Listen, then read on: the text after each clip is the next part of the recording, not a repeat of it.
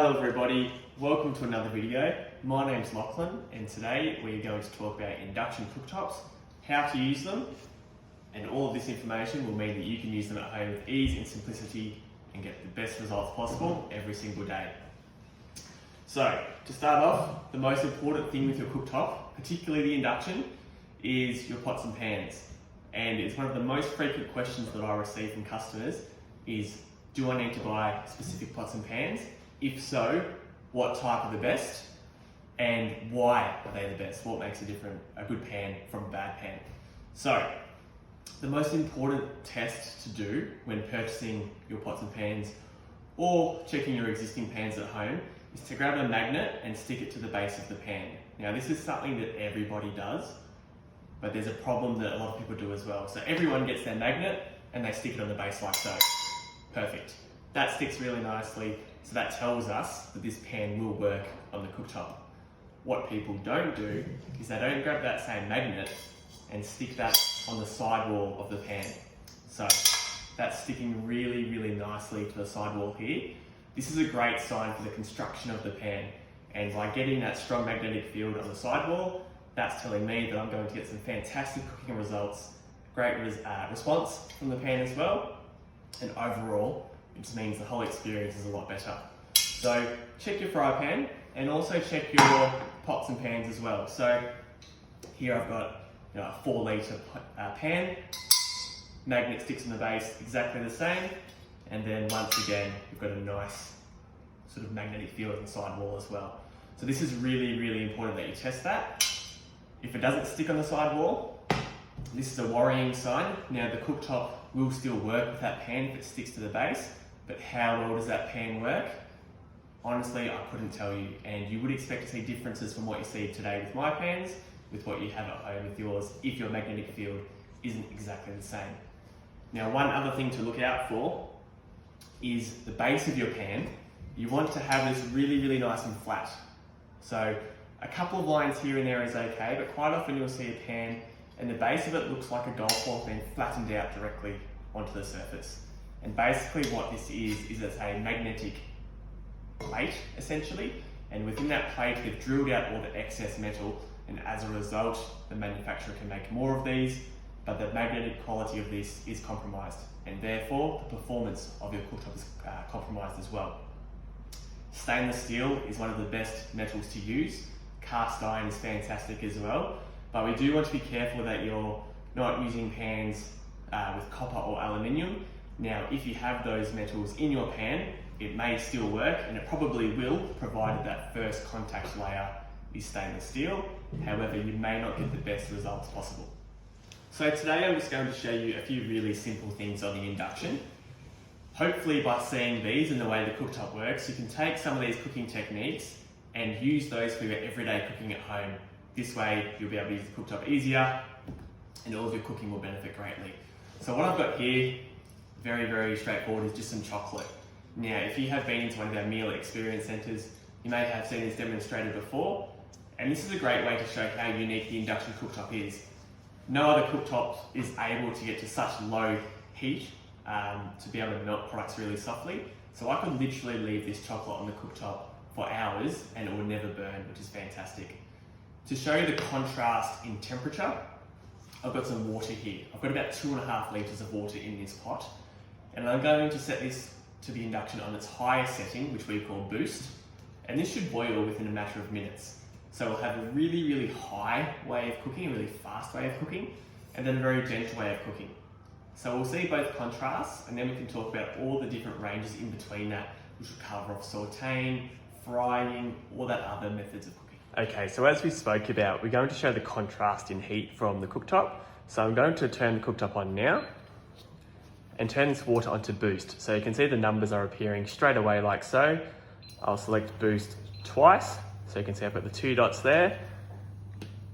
I'll also hit start on the timer so you can see how quickly this water comes to the boil. To show you the cooktop on the low end of the spectrum, we'll pop the chocolate down. Once again, the numbers will appear straight away, and I'll set that to induction setting 1. So in this pot here, there's about 2.5 litres of water, and I've popped a stopwatch in the shot as well that you can see just so you can see how quickly this water comes to the boil. Now I have sped up the footage, so we're not watching this in its full entirety, but this 2.5 litres comes to the boil in about 4.5 minutes, which is really quite exceptional. If you were to place a lid on top, then that would be even faster. One thing that I would really like to emphasise though is if you get the same amount of water on your cooktop, it may take a little bit longer to boil, or maybe even be faster than what I have today. And that all comes down to the pots and pans that you use. That really is the most important part in terms of how the cooktop works, as that is the conductor of heat. So the time here today is just purely to show you how fast it is, but it won't be exactly the same as what you have at home, unless of course you have the same pan that I'm using here today. But as you can see, it's super fast, and in most cases, this will be boiling water faster than what it will take you to get all of your other food required to cook. So you can really pinpoint exactly how fast you want to boil it by turning it down to other numbers also. So we can see here in just over 4.5 minutes, we brought to the boil about 2.4 litres of water. So I think that's a really, really impressive thing to see. I'm just going to slide my chocolate back so I don't get any water in there, but also watch how responsive the cooktop is when I press 1. So the water is essentially stopping from boiling within 10 seconds. Really, really, really quick. And now, if I press it back on boost, so our water's completely still, our water will come straight back to a rapid boil. So you should be getting this responsiveness from your cooktop at home.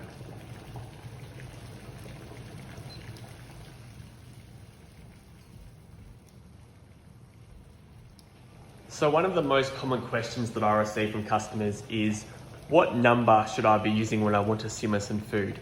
Now this can be a really difficult question to answer, mainly because it really depends on the pots and pans that you are using. And as we just discussed prior, the construction of the pan really does matter when it comes to cooking, and therefore the settings that we use. However, I will show you how I figure out what number it actually is. Quite often it'll be between settings 5, 6 and 7. So we can see here I've got my water boiling on induction setting 9.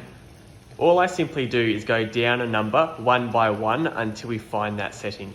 The great thing with induction is once you have a simmer, it will stay a simmer. So you've got great control, you can comfortably walk away from the cooktop.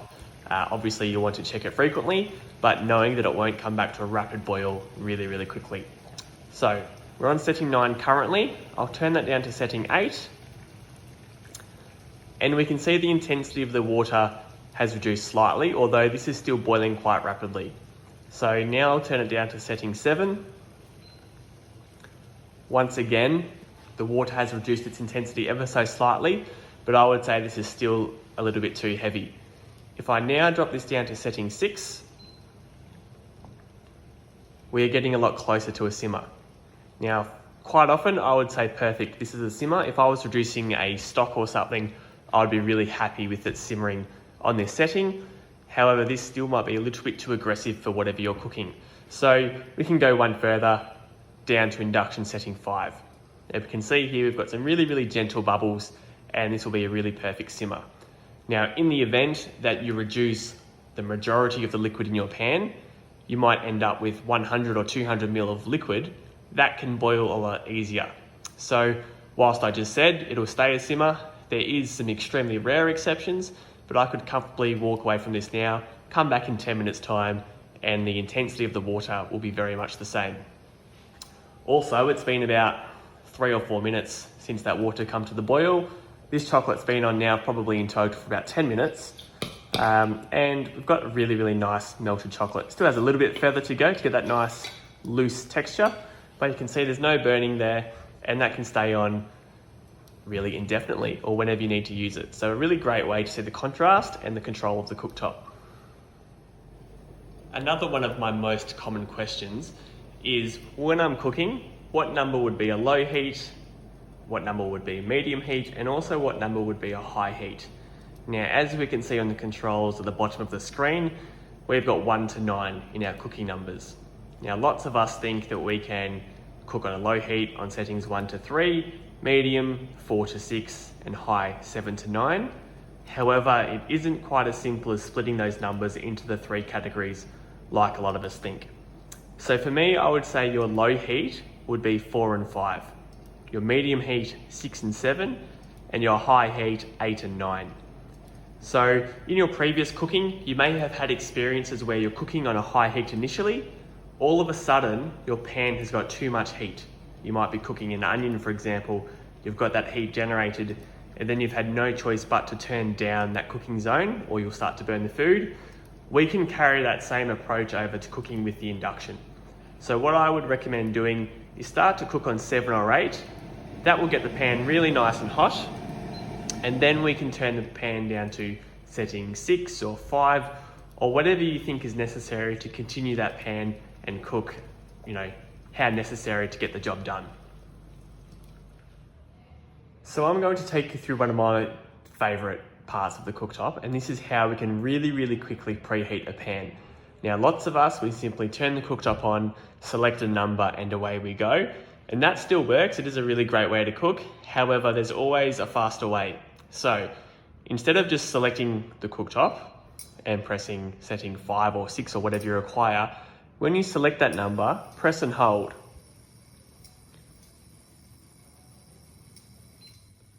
You may have heard the beep there, and now you can see I've got a really slow flash happening with that setting 5. So what's happening now is this cooktop is taking this pan to the hottest temperature, and then it's coming down to setting 5. So we will see this pan preheat probably twice as quick than in a normal circumstance. So this is fantastic if you need to bring a pasta pot of water up to the boil, or if you're cooking off an onion or anything like that, because it gets the heat generated really nicely, and then you can continue to cook like you normally would. So the induction cooktop also has a few other features that you may not be aware of.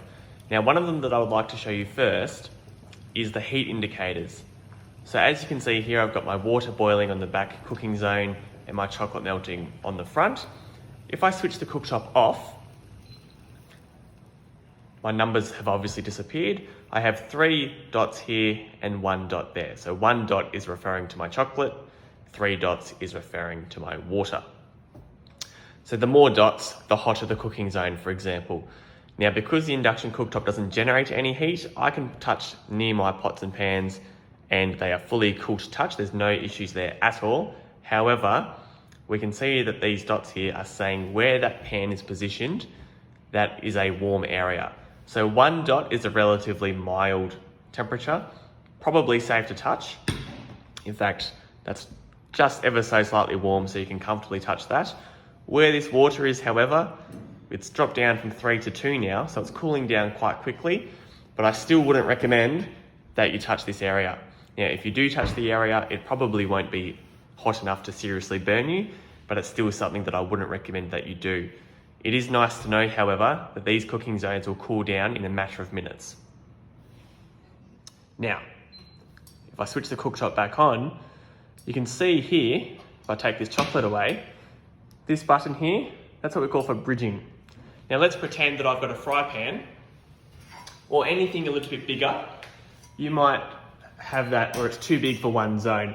So if I pull this water to the side, place that fry pan in the middle, if I switch this cooktop back on, this is actually bridged. So that is what we call the power flex. Now if I select heat setting 5, this whole entire zone has joined. So ordinarily I have one zone here and one zone here. When we press this button, or if the cooktop does it automatically itself, this is joining the 2 zones, and therefore you can cook a larger diameter fry pan or casserole dish to suit that. So really handy knowing that you've got that flexibility to cook bigger size pans. Another fantastic setting is this one here. I'll press that now so you can see it's highlighted. This is a keeping warm function. So let's create the scenario that you might have made a soup or a bolognese or anything like that. When you sit down to eat dinner, you can actually turn that cooking zone onto the keeping warm. And what this will do is it enables your pan to hold at a really nice warm temperature, so yourself or members of the family can come back and grab seconds, and it will be at a comfortable and also safe consuming temperature. Also, if I get rid of this pan once again, I'll pop my chocolate back here and also my water. I'm going to turn my chocolate onto setting 2 and my water onto setting 7. Now you can be using any numbers for this, it doesn't really matter. But you'll see when I select this button over here, this is what Miele calls the stop and go button. So it looks like a play pause button that you might see from your TV remote. Watch the numbers when I select this. They have all dropped down to setting number 1. So the idea of this is you might be cooking dinner or anything during the day. A distraction has occurred within the house. It could be that someone's called you on the phone, knocked on the door, anything like that. You can press the stop and go button. That will bring all of your cooking zones down to setting 1. When you come back, you can press that again. Once again, keep an eye on the controls. They have resumed where they used to be. So my water is back on setting 7, my chocolate back on setting 2.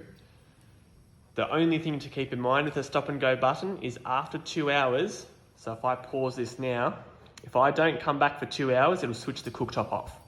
So the cooktop basically knows that if you aren't back within 2 hours, the distraction has been somewhat decent and it turns off as a safety feature. Another great thing that we can do is wiping the cooktop. Now these controls are very sensitive, and if you actually boil something over on your pan and it touches these controls, the cooktop will think that you've boiled over something, and as a result, it actually turns off. Now, because of that, if I wipe this over when I'm normally cooking, what can happen is I'm confusing the cooktop and it thinks something's boiled over, and therefore it turns off. Now, you might have experienced this in some of your everyday cooking. If I press this button here, I'll unpause it first. It's got 20 there. This now gives me 20 seconds to fully wipe down the cooktop. And you can see I'm not changing any controls when I do that. I can now wait till that 20 seconds is up. I've got a really nice clean surface and I can continue to cook. So once again, this is a really great feature that'll mean your cooktop isn't turning off and you can cook in a nice clean manner. Another thing which we are able to do, and this is really subjective to the way that you cook, but we can actually set a timer on the cooktop for each individual zone. So if I turn on the cooktop now, and then turn on my pot of water at the back, you can see here near my controls, I've got a bell icon just there and a clock icon just there. Now the difference between the two, if I select the bell icon, this is what we call a minute minder. So this will set a timer that simply gives me a reminder that my time is complete. It won't actually change how my food is cooking. It won't turn off the cooking zone or anything like that. All it does is remind me that my time is completed. The clock icon, however, this will actually turn off your pan. So this can be quite useful if you're boiling an egg, cooking pasta, all of that sort of stuff. But you just need to be aware that it will turn off the pan, so you need to be extra confident that the cook time that you select is the accurate cook time. Now they are really simple to set. If I select this clock icon now, I simply then go back to the pan I want in its controls and select the time there. So let's pretend that I've got some pasta in here bubbling away. I can go to my clock icon, type in 10. You can see 10 minutes has appeared there. I've got a flashing dot there, that's referring to this pan. And in 10 minutes time, this pan will turn off.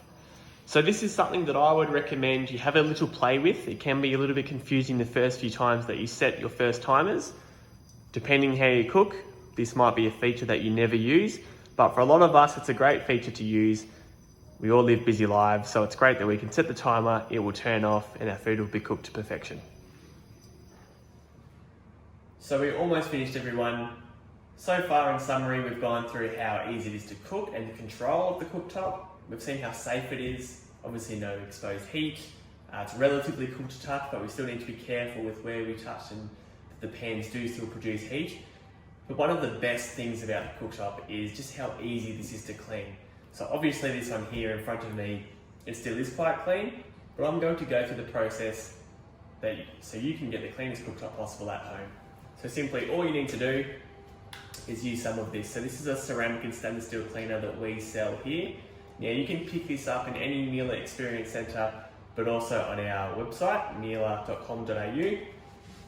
So a few pieces of that on the cooktop, that's all you need. You can use, although I don't need to use it today, a glass scraper.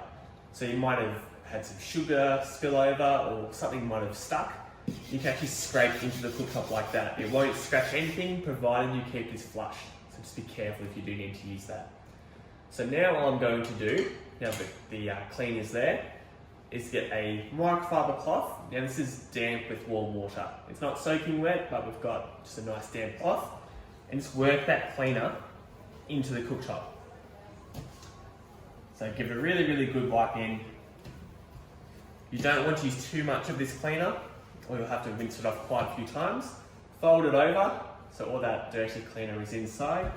Give it another wipe over, and this will pick up all those little bits and pieces that we've slowly accumulated during cooking. Once that's done, grab a dry microfiber cloth, and now you can simply buff this up and get it nice and polished looking. So how often you use this cleaner is really up to you. I personally use it every day because I love the look of a nice clean cooktop. It's very satisfying to the eyes. However, it is really up to you. It really is as simple as that. Thank you everyone for watching. Keep an eye out on all the social media pages at the moment. We'll be posting regular recipes on Facebook and Instagram. So we'll look forward to seeing you soon. Thank you.